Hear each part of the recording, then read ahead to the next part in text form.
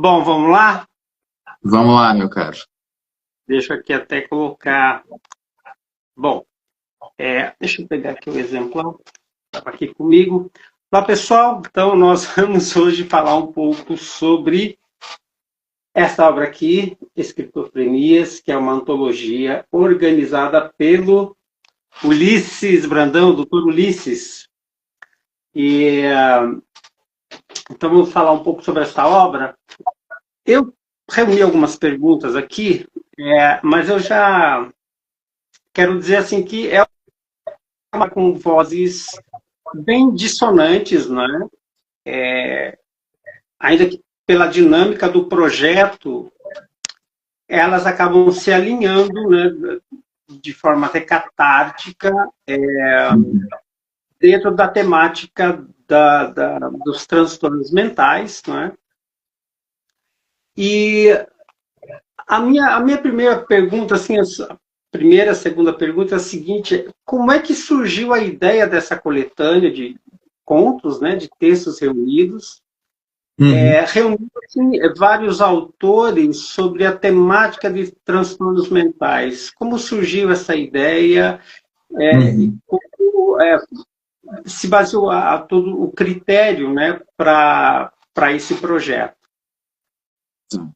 Bom, eu tive a ideia do livro, talvez até do formato do livro, antes da ideia de ser uma antologia e de ter vários autores, né? Eu tinha as pretensões literárias, né? Como quem ama ler, eu tinha pretensões de publicar um livro. E o formato me veio muito, muito tempo atrás, anos atrás, o projeto de um livro de contos que envolvesse transtornos mentais e que os personagens fossem os portadores dos transtornos. Essa era a mecânica que eu tinha pensado. E a ideia de uma estrutura meio do Decamerão, né? Uma outra referência contemporânea é o livro de contos Assombro, do Chuck Palahniuk, né? Que também é um livro de contos, que são sujeitos num contexto que cada um vai contando uma história. Então, eu pensei nessa estrutura, né? Os contos são narrativas específicas, mas os narradores seriam personagens dentro de um mesmo cenário, né? Isso também vem da vivência do psiquiatra, né? Da coisa de já ter atuado em CAPS, né? De ter participado de rodas de terapia em grupo. Então, essa forma, ela tinha um apelo tanto literário quanto psiquiátrico, né? Assim, que são duas das minhas grandes obsessões. E eu tinha esse projeto para ser um livro exclusivamente meu, né? Eu escrever todos esses contos e tudo mais. E aí eu comecei a pensar que para o número de contos, o número de transtornos que eu queria abordar, incorria num risco de ser talvez pouco dissonante, né? Na busca dessas vozes, porque a coisa da psiquiatria é justamente essa de ser uma área de atuação muito polifônica, né? Mesmo que eu atenda o mesmo diagnóstico o dia todo, cada paciente tem um jeito de viver o mesmo diagnóstico. E aí me veio o insight de que esse projeto ele fazia mais sentido sendo uma antologia, né? Tendo outros autores que abordassem cada um de uma maneira que eu não poderia imaginar, né, a minha criação naquilo. E aí começou a fazer muito mais sentido. Assim, o livro, toda a estrutura do livro veio antes de saber que seria uma antologia. E aí a ideia da antologia, né, foi a alegria do João Lucas, que é editor, né, da Madame Psicose, e um dos autores, de ter embarcado, né, no projeto. Achou tão interessante de ouvir quanto eu achei interessante de falar, né, para ele. E a oportunidade de trabalhar com muitos autores que eu admirava muito já a obra. Então foi uma dupla felicidade, assim, ter pensado nisso e uma ideia de vários convites, né? São muitos autores e a coisa ter acontecido, né? Me parece, assim, meio surpreendente, porque no começo parecia bem improvável, para falar a verdade. E eu até, a segunda pergunta também é meio que um gancho da primeira, porque gostaria que você falasse um pouco do processo e do desenvolvimento do projeto, junto com a Uhum, editora, a Madame Psicose, né?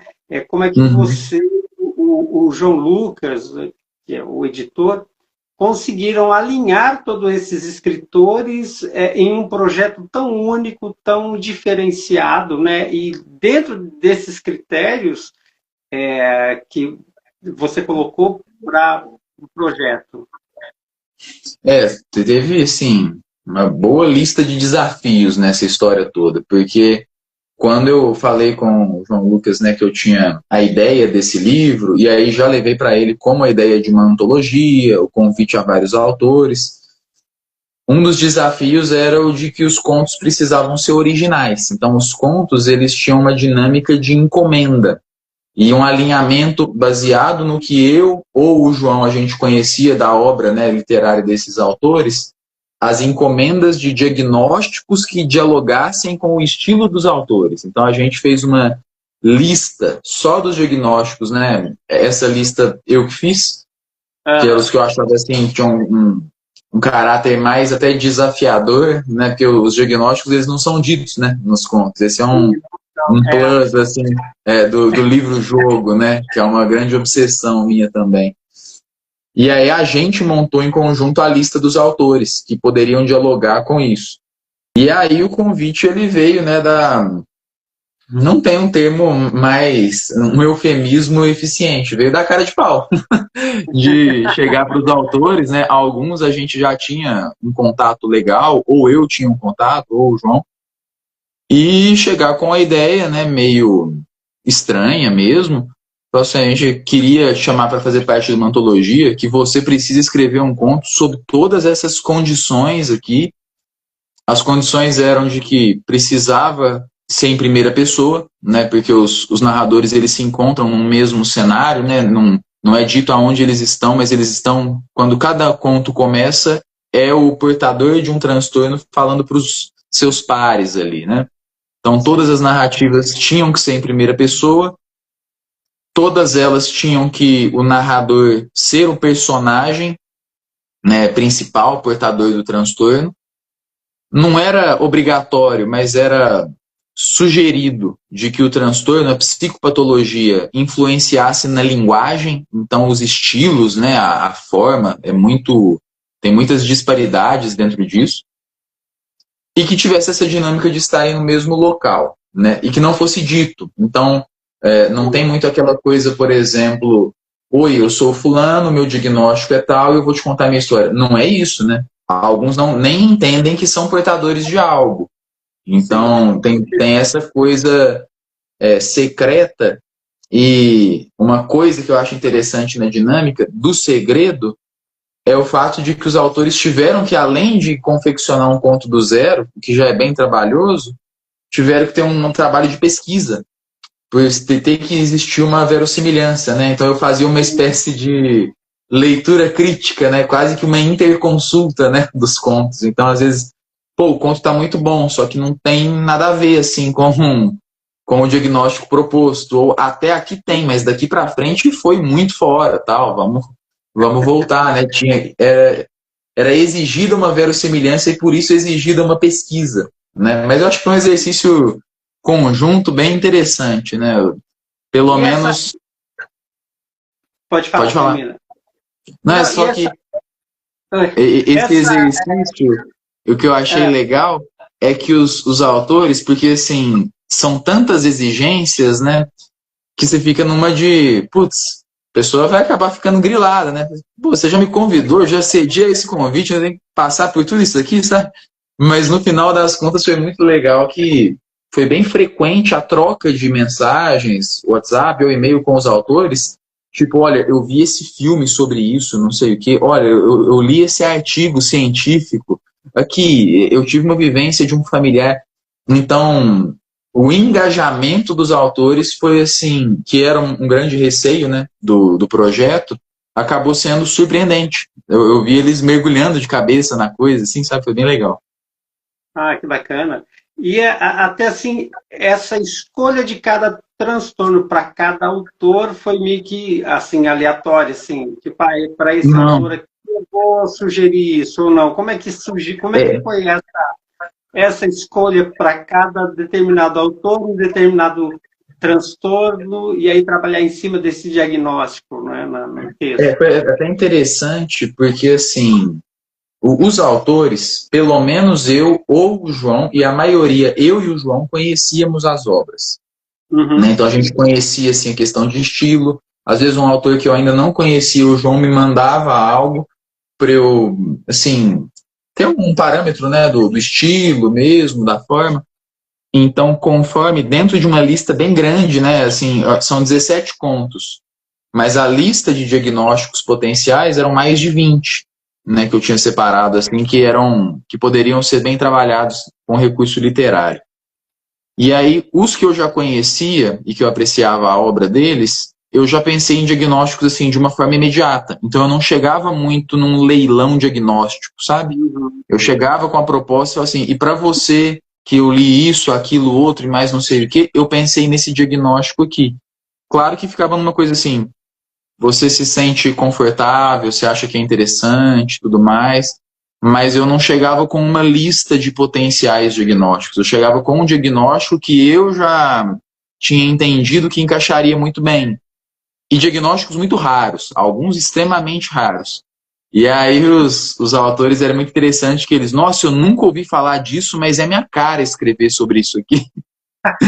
Então, isso aconteceu bastante, sabe? Tipo assim, me identifiquei, né, de alguma forma, assim, no estilo e tal.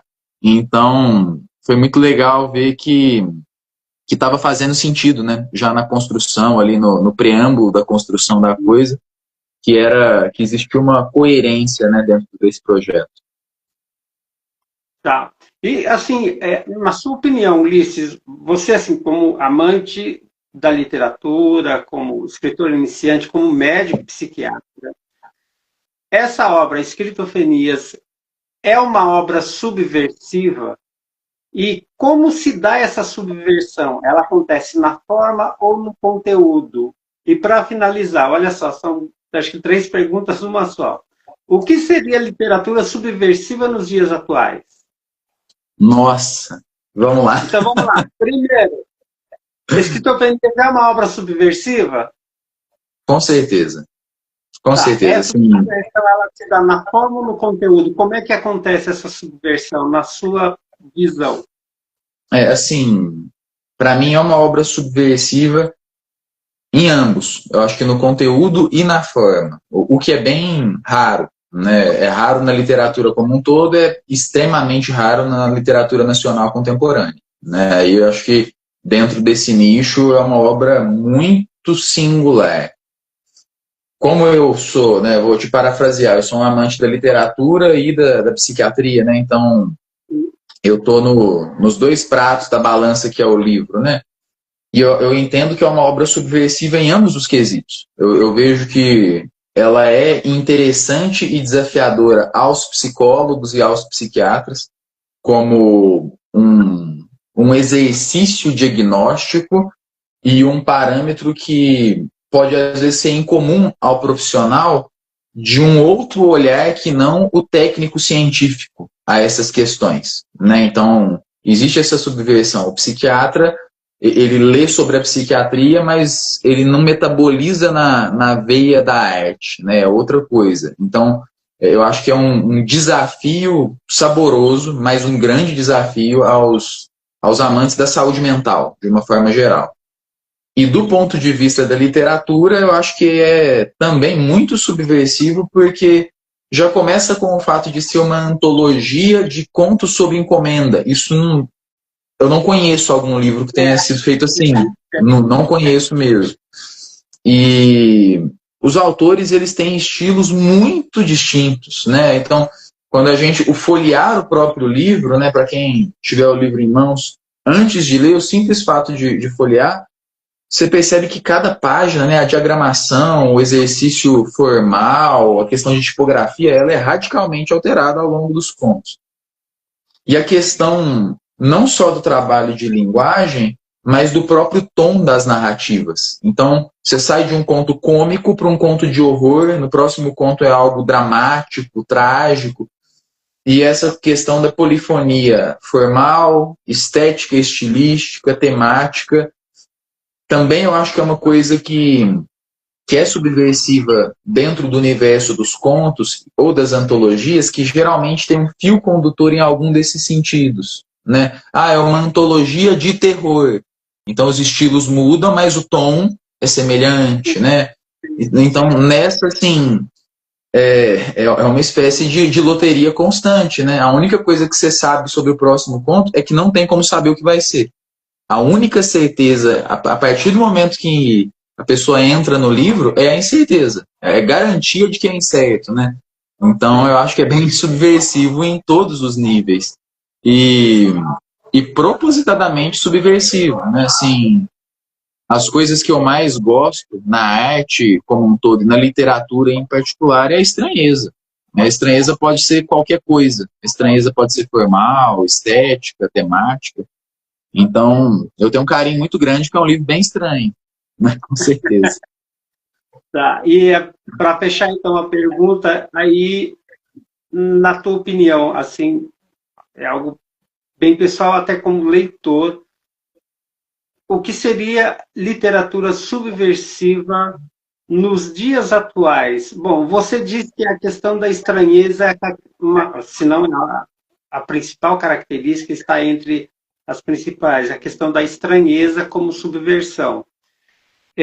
Além da estranheza, tem alguma outra característica que você, não, isso aqui é uma obra subversiva, não pelo estranhamento, mas por isso aqui.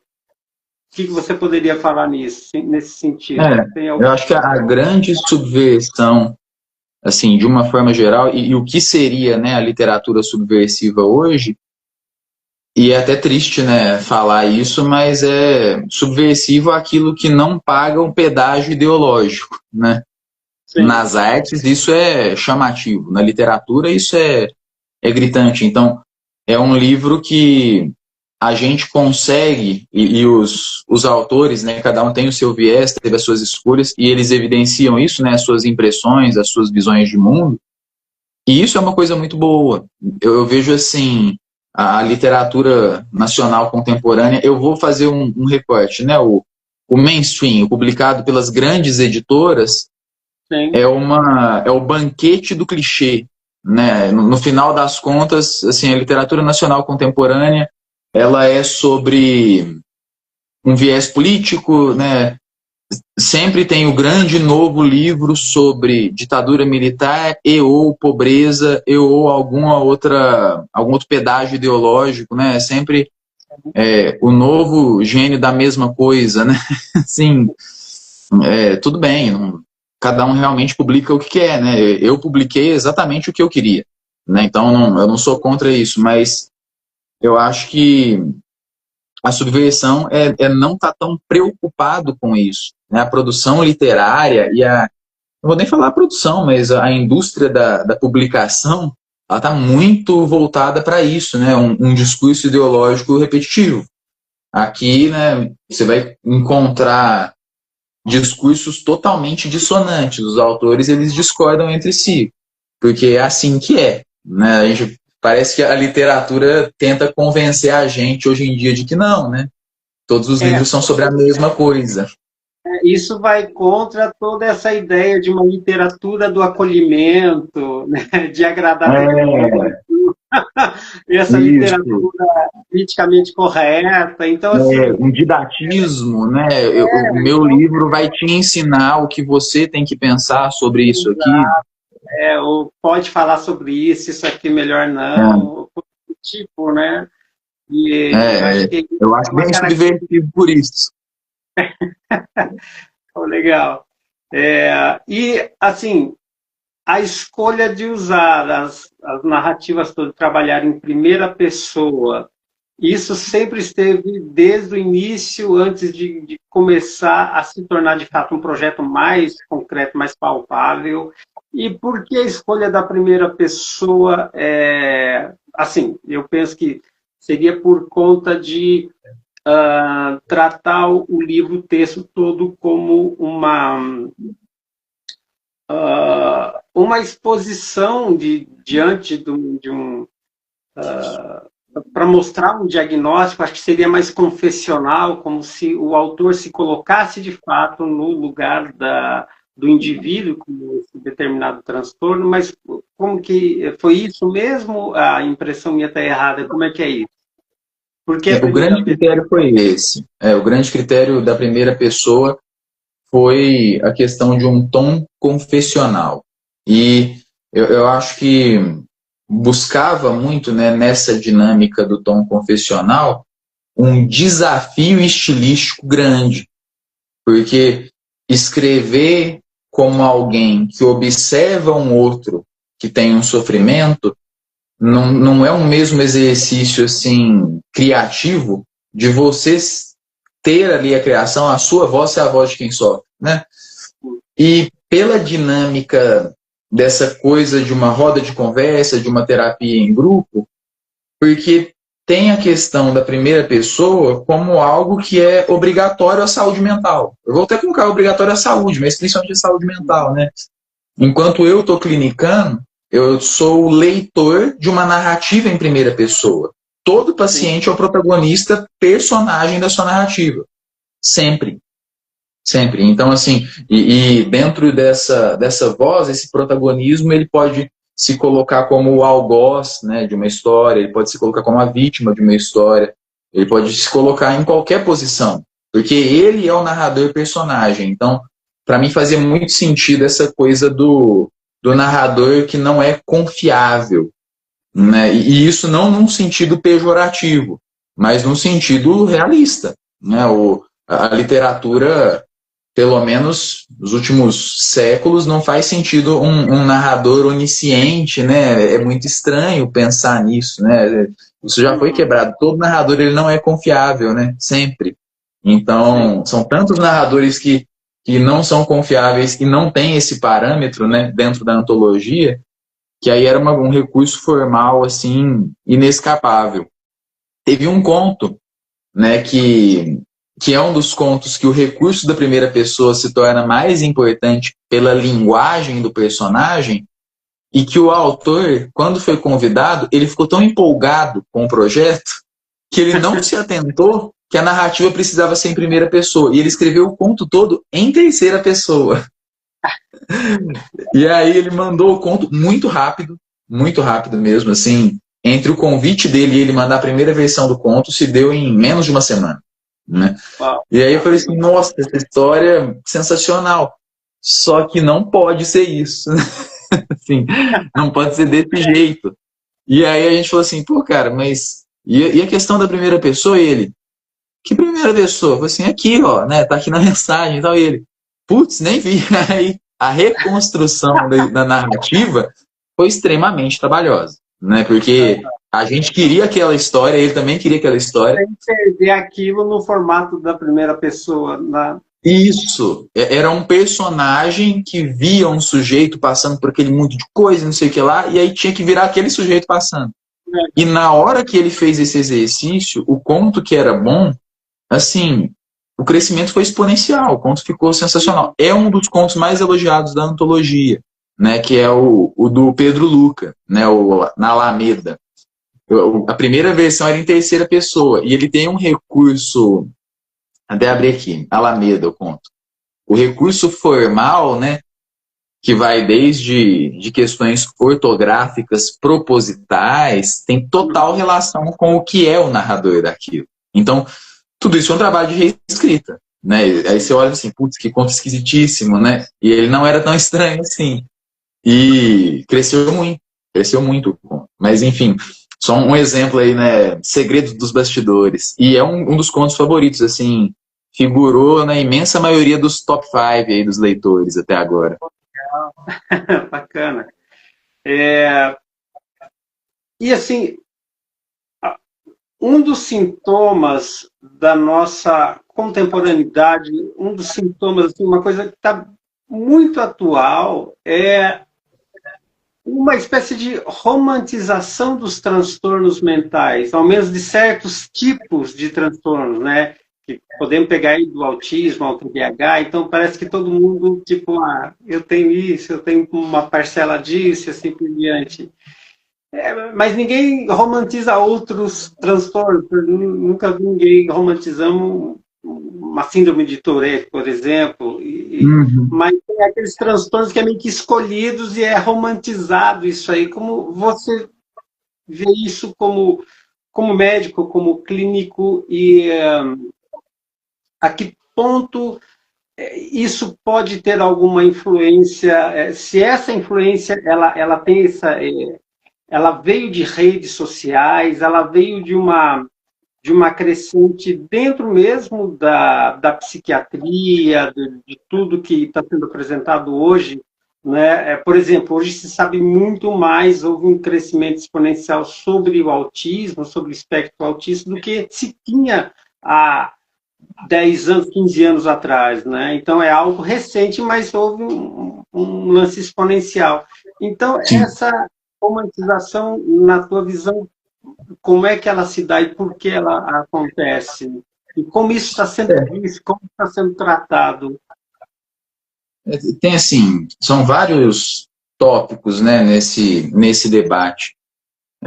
A questão do diagnóstico, um super diagnóstico que a gente fala, né, então é quando pessoas que não têm, né, acabam, não vou falar atuando, né, mas assim, trazendo à tona, né, um potencial diagnóstico, uma identificação com sintomas, coisas nesse sentido.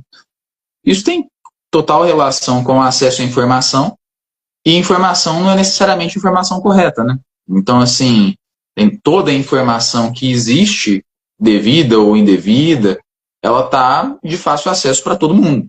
Então, isso entra muito. Claro, o diagnóstico de todos os transtornos mentais aumentou muito nas últimas décadas, porque houve uma redução de estigma, né? Assim, algumas décadas atrás, ir ao psiquiatra talvez seria uma tragédia pessoal maior do que a condição que a pessoa estava sofrendo, né? Um estigma muito grande. Então, essa questão diagnóstica vem muito de uma acessibilidade. As pessoas vão mais aos médicos, elas descobrem mais se elas têm algo.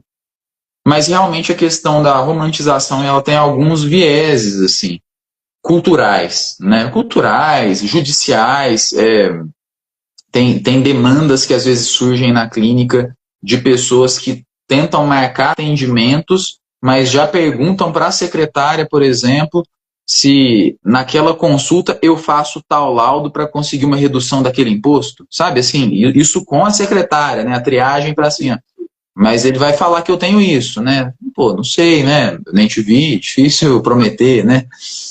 Então, assim, isso é problemático. E é uma questão social. Eu que estou na clínica, eu vejo isso por um olhar de quem dá o diagnóstico, né, e de quem trata. Eu, como professor universitário, eu tenho o olhar de ensinar os próximos médicos, né, sobre a problemática de um diagnóstico indevido, né, da falta de perícia, né, na coisa em si. E levando para o âmbito literário, eu também vejo uma certa... Aí eu vou concordar mais ainda com o termo que você trouxe de uma certa romantização, né? Não, é muito estranho como a literatura que fala de saúde mental, via de regra, ela fala a mesma coisa sobre os mesmos temas, de novo, para pagar um mesmo pedágio ideológico, né? Então, é problemático, sabe? Eu falei quando o João Lucas, a gente estava conversando no começo do projeto, ele virou e falou assim, pô, né, essa coisa de literatura sobre saúde mental, uma coisa que está muito em voga, cara, assim, o que você tem de referência, né, específico disso? Porque todo dia alguma editora publica um novo gênio da ficção abordando as questões da saúde mental, né? O cemitério da literatura tá cheio de gênios, né? Mas, enfim... E aí, assim, e nesse tópico, quais que são suas referências? Eu falei, nenhuma, cara. Eu odeio literatura que fala de saúde mental. Essa é a questão. A minha resposta a isso, né? Eu acho que é tudo não, mas assim, a maioria é péssimo, né? Aí eu não consigo não ser o psiquiatra quando eu sou o leitor. E aí eu vou encontrando todo tipo de erro, falácia, inadequação, romantização, assim. Antes eu tentava ler, né, é o povo do meu tempo, né, falando do que eu vivo, né. Aí depois eu percebi que não, eles não estão falando do que eu vivo, eles estão falando de nada. Então, O meu livro se encaixa, né, numa tradição da qual eu, como leitor, não sou um leitor contumaz, assim, da literatura sobre saúde mental, né? Sei lá, acho que a grande literatura sobre saúde mental, Shakespeare, né? Don Quixote, mas a literatura contemporânea da saúde mental não me pega, não, de jeito nenhum. É só para ter uma espécie de complemento com essa questão que eu coloquei, só para a gente finalizar, eu lembrei daquele personagem, o Rorschach, né? Que tem uma fala dele que eu gosto muito, ele disse, por que tão poucos de nós permanecem ativos, saudáveis e sem transtornos de personalidade, né? E Uhum. aí isso leva a uma outra pergunta. Será que ser mentalmente saudável nos dias de hoje é um tipo de subversão também? Porque Eu parece não sei se subversão ou se só um imenso desafio, né?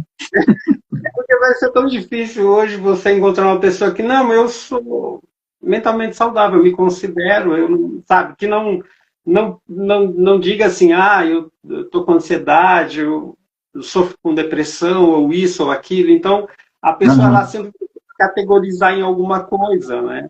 Mas é mais difícil a pessoa que dizer, não, estou bem, eu acho que eu estou bem. Aí Então, a hora que ele parece fala uma assim, pô, subversão. certeza? Provavelmente não. Olha direito, né? É, Mas eu acho que eu não consigo levar isso só na questão da saúde mental, sabe? O, o tempo nosso, né, cultural que a gente vive, é uma busca muito grande por se encaixar de alguma maneira, né? Então, os rótulos, eles são uma espécie de cartão de apresentação, né? Se você não tem um diagnóstico, você tem um partido. Pô, se você não tem um partido, é alguma outra questão, né? Porque é, é uma busca por algo que consiga te definir. Isso eu acho que. E aí a psiquiatria, o diagnóstico, ele é só mais uma maletinha, né? É só mais um cardápio dos vários. Mas eu acho que isso tem muito a ver com o nosso tempo. A gente precisa, né? Assim, a gente é muita gente, mas de uma forma geral, as pessoas elas vivem como se elas precisassem se encaixar em algo, né? Não pertencer a algo se tornou um sinônimo de não existir. Então, até um cuidado que a gente teve na escolha dos diagnósticos é de que as doenças elas fossem raras. Raras, não é para se identificar, não é mesmo. Porque não é essa a questão, é esses narradores vivem isso. na leitura, até na releitura que eu fiz do livro, eu vi uma dificuldade assim, mas espera aí, isso está fora de transtornos conhecidos, né, ou facilmente identificados por determinadas Sim, características, né? Isso aqui foge à regra. sim. Isso já é perceptível no texto. Agora, Uhum, toda essa questão social, cultural, isso em algum momento ela vai acabar se expressando na própria literatura, né? Porque os autores vão estar falando sobre o que está acontecendo, né? O espírito do tempo, né? Como é que as sim. pessoas estão agindo, falando, se comportando, então isso acaba virando texto literário de alguma forma. Você Sim. concorda? Você também. E Concordo, e isso eu não acho tão problemático, né? Assim, de novo, é aquela coisa de cada autor ali, ele traz o seu viés, a sua crítica a algo, né? Ele usa do texto dele para combater aquilo que ele acha que tem que ser combatido, né? Ou lançar a luz sobre algo que ele acha que seria pertinente, e eu acho plausível mesmo, sabe? É, dentro da antologia, eu acho que essa é uma grande vantagem mesmo, assim, né, para o leitor, porque ele vai encontrar pontos de convergência e pontos de total divergência. legal. Eu vejo assim que uma das características da literatura contemporânea, pelo menos aqui no Brasil, né, para a gente ficar mais local, é uma espécie de catarse, porém é uma catarse que não traz cura, remissão ou nenhum tipo de redenção, nem para o Uhum. protagonista, nem para quem escreveu, possivelmente, ou mesmo para o leitor. Está mais para uma necessidade até egoísta de falar tudo de maneira muito realista, muito crua, sobrando pouco ou nenhum espaço para uma espécie de sutileza, por exemplo, para uma prosa mais poética ou para trabalhar mais a questão da sutileza dentro do texto. Então, daí temos uma espécie de renascimento, talvez, de um realismo, porém com menos talento. É como se os autores contemporâneos usassem a escrita no lugar do divã e só que conseguisse produzir apenas um rosário de lamentações ou de birras infantis, né? Então, assim, Uhum. qual é a sua análise da literatura contemporânea nacional? E se você chegou a reparar nessa característica catártica, né, de um realismo que está sendo produzido hoje dentro da literatura contemporânea aqui no Brasil, ou mesmo de fora, né? Você lê muitos autores estrangeiros também, se essa catarse é só um, um desdobramento de um monte de coisa, mas que não traga nenhum tipo de cura ou de redenção. Como é que você vê isso aí? É, eu consigo concordar de uma forma parcial, porque a imensa maior parte dos contos são de autores nacionais contemporâneos, né? Até tem alguns internacionais, mas pelo menos os autores que estão na obra, eles são assim. Tudo bem, talvez eles sejam exceção, né? A regra. Mas eles têm produções que escapam dessa coisa de um realismo empobrecido, né? Do ponto de vista estético. Hoje eu vejo que. Que aparece no mainstream hoje também, né? Sim, Esse tipo de coisa não é o que está fora, né? No caso de sim, autores que estão fora sim. desse estilo todo, né? E assim, o nacional contemporâneo ele virou mais o estilo é sempre um roteiro, né? Parece, os romances parecem mais roteiros que romances, e isso me incomoda muito, né? Assim, nossa, é um minimalismo, né? Menos é mais. Não, mais é mais e menos é menos, né? Assim, não consigo, não sei se é porque eu sou muito fã, assim, da digressão, né? Do rocambolesco, do experimental. Então, assim, são sempre roteiros que falam de uma forma didática sobre supostas obviedades que você tem que concordar para não sair mal na foto, né? Então, o exercício ele é pouco criativo. E a gente está falando de arte, né? Então é uma coisa muito incômoda nesse sentido. Mas o mainstream também, se a gente for bem realista, literatura mainstream é uma fatia muito pequena. Tem muito mais autores no Brasil que estão sendo publicados por editoras independentes do que pelas grandes editoras. As editoras elas lançam aqui e ali alguns, né, forçam a barra de que são grandes artistas, né, dão um jeitinho de fazer ganhar os grandes prêmios e tudo mais, mas tem autores que são brilhantes, né, e que estão nas pequenas editoras e que vão ficar em pequenas editoras, em editoras independentes, né, e vão ser geniais lá, né, onde o sucesso comercial não toca, né? Vão ter poucos leitores, mas bons leitores.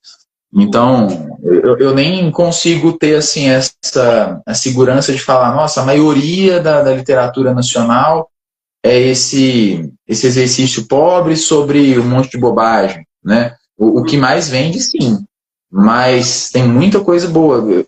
Uma outra, e isso é uma coisa da qual eu me orgulho muito, né, da antologia, é o fato de trazer vozes que a gente, né, tanto eu quanto o João, a gente entende que merecem mais destaque, né? Tudo bem, tem alguns autores aqui premiados, né? Então, se a gente pegar o Rafael Galo, é um grande escritor, né, e que recebeu prêmios, né? Geralmente os que recebem prêmios não são grandes escritores, mas ele é um grande escritor e ele é um escritor premiado. O Antônio Geraldo, mesma coisa. O Alexandre Rodrigues Marques, o Maurício de Almeida, eles ganharam, se não me engano, ou o prêmio Sesc ou o prêmio São Paulo, né, quando eles estrearam na literatura. Então, tem esses autores, mas tem autores aqui que essa foi a primeira publicação. O Pedro Luca, que eu comentei, né, vai sair o romance dele em breve, né, chamado Tijolos e Babel. Tive a oportunidade de ler uma boa parte, e é um baita romance, um romance impressionante até onde eu vi. Até então era um autor inédito, né, o primeiro texto publicado em papel dele está aqui. O Rafael, né, que é um grande amigo e ostenta aí um dos romances mais desafiadores das últimas décadas no Brasil, que é o Mal-Estar Fundamental. Né? Então, assim, tem autores que são impressionantes e as pessoas não sabem mesmo que existem, né? Merecem essa atenção. Então, também é uma espécie de catálogo, não era o plano, mas eu entendo que pode ser também uma resposta ao cenário, sabe? Uma janela, né? E até porque isso aí, essa questão que eu coloquei, acaba entrando em outras dimensões, como a própria cultura do Brasil, né? O Brasil não atualmente, assim, não é um país de leitores, como era, por exemplo, na década de 30, 40, 50, até 60, o número de leitores era maior, leitores mais interessados, né, em literatura.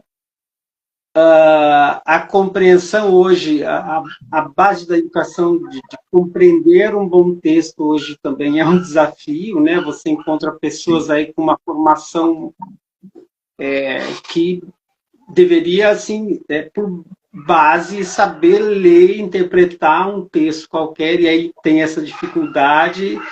Tem a questão mercadológica, né, dessas maiores editoras meio que dão todo o monopólio, né? Texto, né? Todo o roteiro do que deve ser lido, né? E o resto então, a conclusão que chegamos é que a grande ou a boa literatura do Brasil hoje, ela está na base, elas são os anônimos, são aqueles que estão nas pequenas editoras. E isso é uma coisa que ficou muito forte para mim na experiência, na última Flip que eu fui, né, a Flip desse ano em Paraty, em que eu percebi que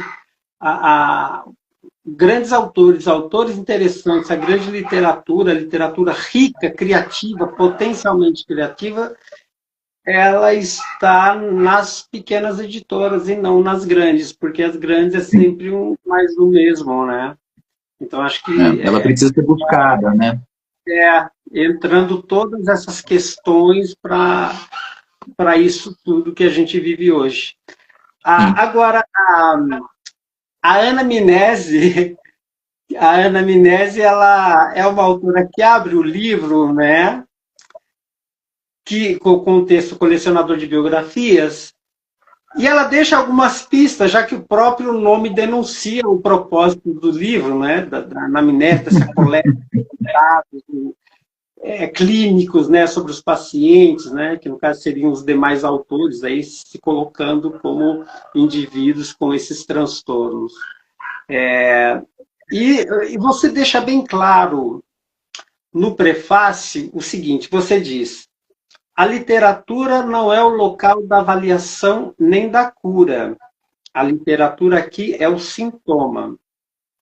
Mas também você diz, acho que até um pouco antes, você diz o seguinte, que meu interesse na medicina começou por ouvir história dos pacientes, né? Uma área de atuação que me colocasse frente às mais diferentes experiências, né? Ao íntimo nuclear dos sentimentos, aos labirintos gorgianos do pensamento e ao gigantesco espectro comportamental que a condição humana pode gerar, né? Então, assim, você fala ainda, amar histórias e pessoas, narradores em primeira pessoa de si, que são protagonistas dos seus próprios épicos, né? De cada dia. Tá. Então, assim, ainda que se trate de uma experiência literária, onde é que está a margem que define a ficção dentro desse livro? Que eu acho bom que caiu bem no momento de uma pergunta muito difícil. Eu acho que foi até por questão do tempo, cara. Aliás, eu estou até um pouco preocupado com a questão do seu tempo. Eu sei que o meu é mais maleável, mas o seu agora vai, né? Ser do pai de família, com a bebezinha aí, então a gente precisa ter o máximo de cuidado também. Tranquilo, não, mas mais um tiquinho dá. Mais um tiquinho dá. Então vamos lá. Eu vou ter mais umas 2 ou 3 perguntas. Vamos lá. Tranquilo, vamos lá. Tá, então. A questão da anamnese, né? Até que ponto você conhecendo as histórias de seus pacientes, de indivíduos que trazem para você as suas próprias histórias e que são histórias que poderiam ser até colocadas dentro de um contexto literário, né? Com potencial para isso. E, ao mesmo tempo, você tem um livro em mãos, né, que você organizou com autores aí, com talento, com autores aí com experiência e que trouxeram histórias fictícias, né?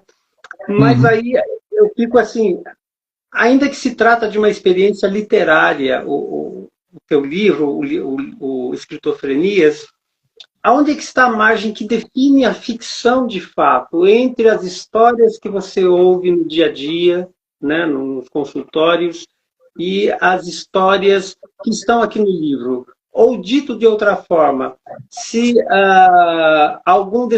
alguma dessas histórias, desses autores, fosse na verdade um indivíduo, um paciente aí que estaria diante de você contando, relatando dessa forma, de alguma forma, que de algum dos textos, como é que ia definir assim, o que é ficção, o que não é ficção? Mais ou menos isso, acho que não sei se conseguiu entender a minha comunicação. Sim, assim, lógico, né, é sempre uma linha muito difícil, né, de marcar nesse sentido, porque diferente de quase todo o resto da medicina, a psiquiatria e a saúde mental como um todo, ela envolve uma narrativa que é um exame, né? As outras áreas, os exames, eles são muito categóricos, né? A sua pressão não está 12/8, ela está 14/10, você precisa de um remédio, né? Então, a análise, ela é sensível à narrativa, mas a grande questão da análise nesse sentido é de que tem muito a ver com o que se conta e o como se conta, né? Então, assim, tem 1 milhão de jeitos de se dizer a mesma coisa. E 1 milhão de jeitos, dos quais alguns saem da fronteira da normalidade. Tá? Vou usar dentro de termos, assim, leigos mesmo. Então, mesmo com todos os modos diferentes de se contar uma mesma coisa, alguns deles são sintomáticos, né? Estão na categoria do sintoma. E aí, assim, essa distinção, essa fronteira, há que se entender que, por exemplo, na questão de um texto literário, ficcional, né, uma literatura ficcional, existe verdade. Existe verdade, né? E a verdade não só no sentido, igual eu mencionei, de uma pesquisa dos autores, né? Então, existem dados, né, que eles vão se basear para fins de verossimilhança, mas existe uma verdade, existe um sofrimento ali que o autor acessou, né, de uma maneira que é atravessada pelo autor. Então, ele não precisa ser sintomático, mas ele não consegue ter indiferente, porque ele é gente, né, que produz a coisa. Então, apesar de totalmente ficcionais, as histórias elas não são relatos, né? Até eu lembro no evento do lançamento de uma pergunta que foi assim: pera, esses autores eles são portadores dos diagnósticos? Tipo assim, tem algo de autobiográfico? Não é isso. Mas, né, a ficção ela move, né, o leitor tanto assim porque ela carrega verdades dentro de um universo falso, né? Dentro de uma simulação, né? Ela tem essa característica. Então, a fronteira, por exemplo, de um indivíduo que trouxesse alguma vivência dessa ao consultório, né, o que muda tudo é que ele levou isso ao consultório. Né? Então, o sofrimento ele é num nível prático, não num nível artístico, e demanda uma solução, o que não acontece aqui. Aqui a gente está falando de conduta, né? Então, realmente aqui a literatura aqui, ela é a morada do sintoma, não é a morada da cura. Ninguém aqui no final do conto toma o remédio, ou passa numa sessão, ou faz não sei o que lá. Não, aqui não é isso, né? E essa acho que é a distinção máxima dos contextos. Eu vejo que essa linha era muito mais tênue há, sei lá, 100 anos atrás, mais ou menos, porque essa questão do próprio estigma, né, que existia em volta às questões mentais, aos transtornos. Aí você pega caras assim como Antonin Artaud, que, né, passou um tempo internado, né, em instituições psiquiátricas. Você pega aí um Van Gogh, você pega tantos outros aí que produziam arte e, no entanto, sempre nesses mundos, né, entre a doença, entre o transtorno e o lado que é a própria arte, né, a própria literatura ou a própria expressão artística que seja. Porque, assim, se nós considerarmos que o autor, ao criar mundos em sua mente, com personagens, com situações, ele não estaria experimentando em algum nível, ou algum nível de esquizofrenia, por exemplo? Assim, bem complicado, né, isso nesses moldes, porque tem-se essa...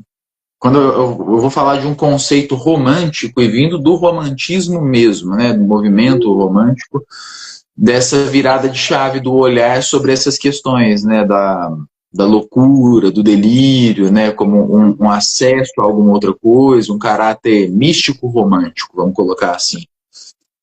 Mas e tem, né, é muito comum a coisa do gênio artístico relacionado a condições da loucura. Mas é muito mais comum, né, o transtorno mental que não está associado ao gênio artístico, ou a nenhum tipo de gênio. Esse é o mais prevalente, né? Eu falo, a gente tende a pegar essa coleção de exemplos e tentar interpretar isso como uma espécie de regra, mas isso é totalmente, absolutamente a exceção. É a exceção da exceção da exceção, né? Assim, a maioria dos artistas não lidam com questões de transtornos mentais. A maioria das pessoas que lidam com essas questões não são artistas, né? E existe um funil, né? Que são esses artistas que têm essas condições e que conseguiram ter essa sobrevida na história da humanidade ainda, né? A maioria deles, né, tem a questão da efemeridade mesmo. Então, eu não consigo ver isso. E ainda tem a questão de uma... Tudo bem, alguns autores, né, passaram por questões gravíssimas de transtornos mentais e aí produziram coisas geniais. Mas há que se questionar o quanto da produção foi em vigência do sintoma. Sim. Porque quanto de disfuncionalidade a pessoa não carrega para não conseguir nem gerenciar a própria vida, que dirá escrever um romance, né? Então, talvez a pessoa, no melhor estado dela, conseguia produzir aquilo que vinha de um arcabouço do sintoma, né? Mas não consigo entender assim como o escolhido, né? O combo do artista, né? Assim, o artista ele tem que sofrer, né? O artista ele tem que ter uma dose de loucura. Não consigo ver isso, sabe? Assim, nem de um lado para o outro, nem do outro lado para um. E acho que faz um paralelo com aquilo com a carta do vidente, né? Do Rimbaud, de você, do artista explorando todos os sentidos e assim por diante, né? E aí você pega as interpretações, as pessoas interpretando no sentido de que a busca do inconsciente através de uso de drogas, de alucinógenos e assim por diante, né? Meio que tem isso também, meio que parecido, né? Porque aí você vê assim, um artigo até que eu escrevi que fala que paraísos artificiais não geram videntes, né? Podem gerar zumbis. Então você tem, por exemplo, você tem gênios na Cracolândia.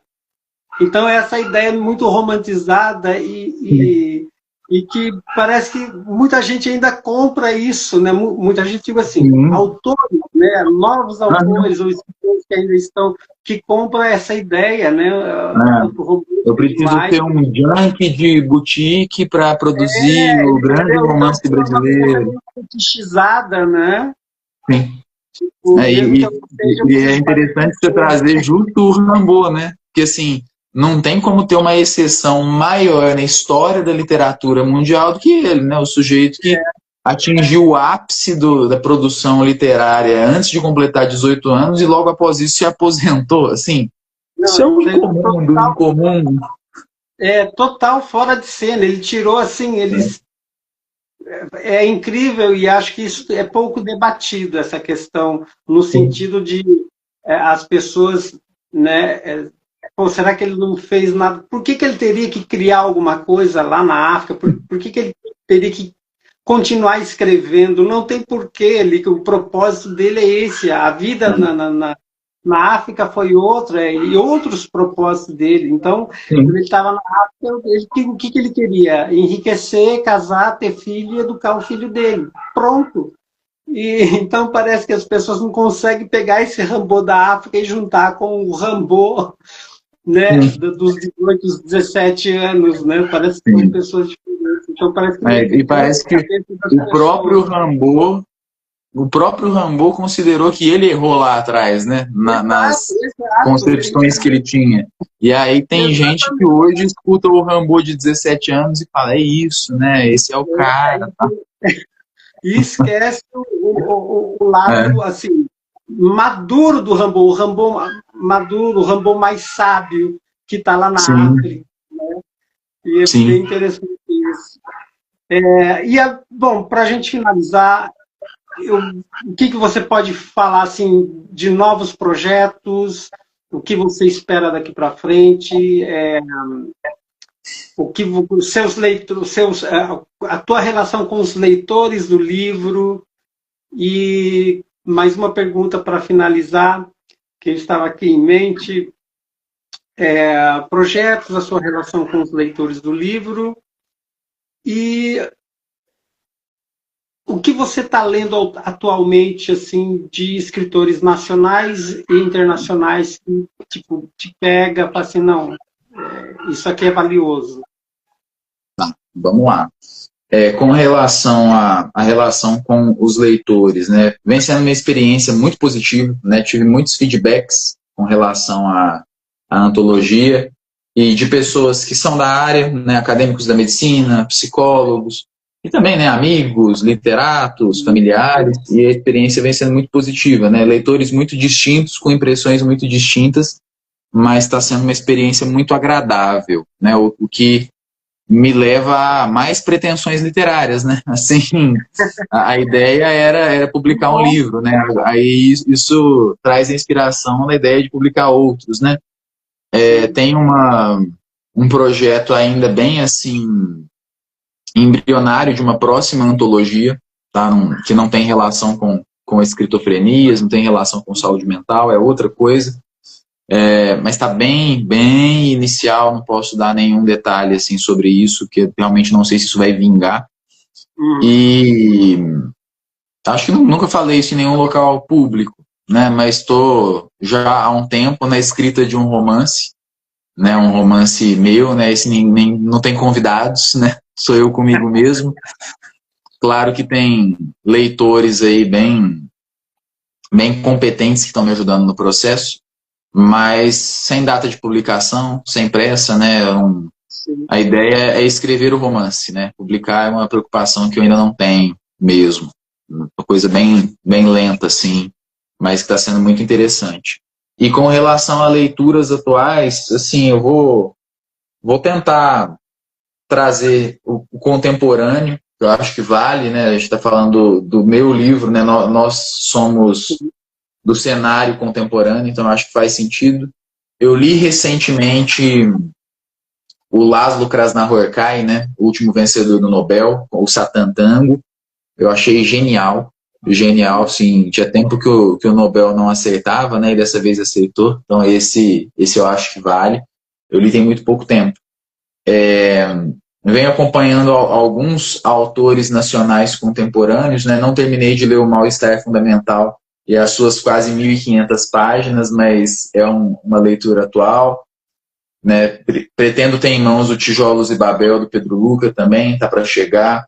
O catálogo da Madame Psicose, de uma forma geral, tá tendo muita coisa bacana que está saindo por lá. E outros catálogos que vem me chamando a atenção, o da Mondro, né, eu vejo, baseado, por exemplo, no seu livro mais recente e de outros autores, é uma editora nacional contemporânea que me parece muito interessante. A Danúbio me parece uma editora assim, que tem um catálogo interessante. Recentemente eu recebi aqui em casa, Recebidos Pagos, né? Os Flamingos, né, que é um romanção de quase 700 páginas. E o selo Sator, da editora Monergismo, também tem alguns exemplares que vêm chegando, né? Os Viventes, do Carlos Nejara, é uma das minhas próximas leituras, por influência do entrevistador e amigo. Né? Já estou com esse catatal aqui, mas tem muita coisa assim, interessante mesmo. Eu não sou um desesperançoso, não. Tem muita coisa boa escondida, né? É mais trabalhoso e cansativo ter que garimpar, mas é assim que a gente acha que é precioso, né? Sempre foi, né? Agora que vai mudar. Eu acho que acaba chegando nas nossas mãos o que é para chegar. Eu sempre tive isso e a minha experiência como leitor foi essa, de que os livros sempre chegaram para mim, assim, aqueles livros que foram especiais em algum momento ou ainda são. Então, sim, é isso, bacana.